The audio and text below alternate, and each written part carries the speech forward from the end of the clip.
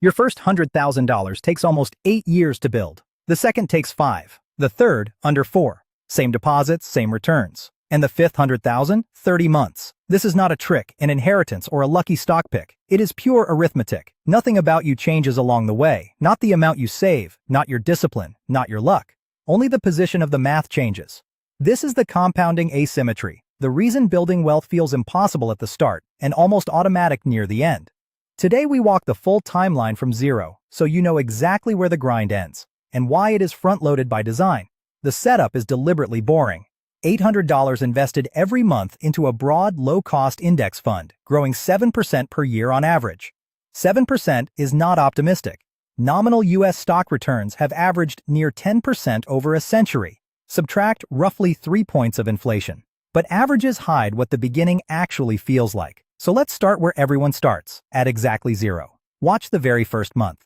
Your opening $800 earns $4.67. That tiny number is the entire seed. Year 1, you deposit $9,600. The market adds barely $300. You are doing 97% of the work.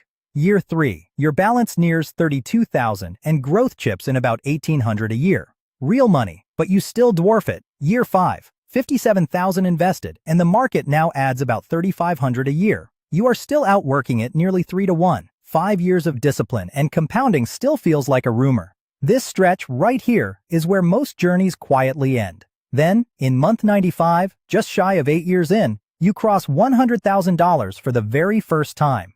Now, look inside that number. $76,000 came straight out of your paycheck. Only about $25,000 came from the market itself. At a 1990s Berkshire Hathaway meeting, Charlie Munger called the first $100,000 the hardest part and said to do whatever it takes. Adjusted for inflation, his 90s benchmark is roughly $200,000 in today's money. But the psychology of the first milestone is unchanged. He wasn't being dramatic. He was simply describing the shape of the curve. Because here is what that first $100,000 actually buys you. A silent employee earning about $7,000 a year, every single year. That's roughly $580 a month now working right next to your $800. Your effective contribution nearly doubled overnight, so the second $100,000 arrives in 5 years flat, nearly 3 years faster than the first, with zero extra effort from you. Nothing accelerated except the base. Compounding doesn't reward effort, it rewards accumulated capital. And now finally, you have some. The third $100,000 takes 3 years and 9 months. The fourth, just under 3 years. The fifth, 2.5. 0 to $500,000 takes about 22 years in total. And over a third of that time went into just the first fifth.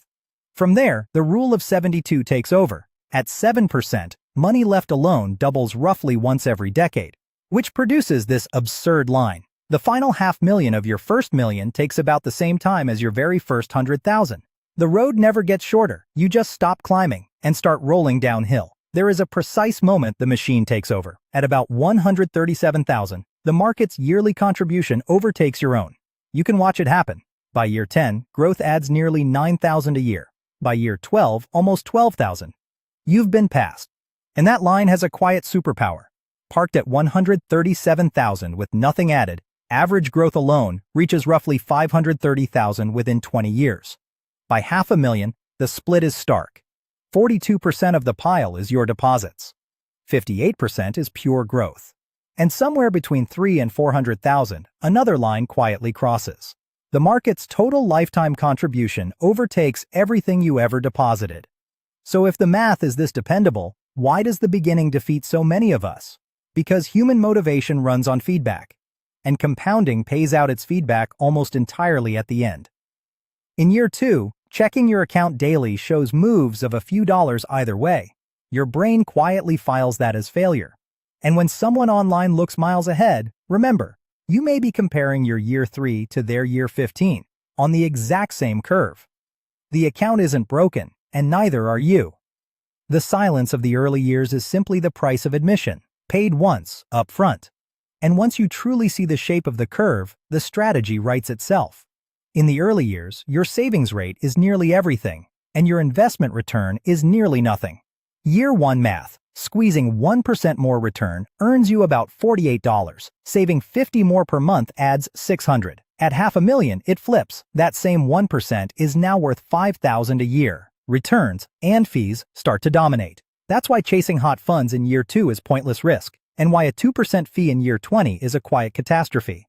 Your numbers may differ, so let's check.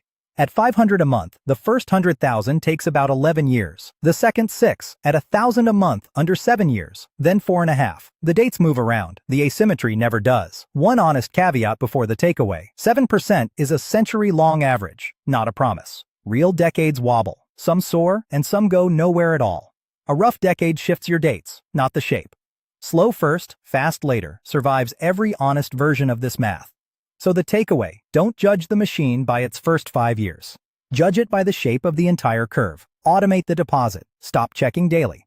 Let month 95 arrive on schedule. Because your first 100,000 isn't the reward. It's the down payment on every 100,000 that comes after it. This is educational content, not financial advice. Thanks for watching.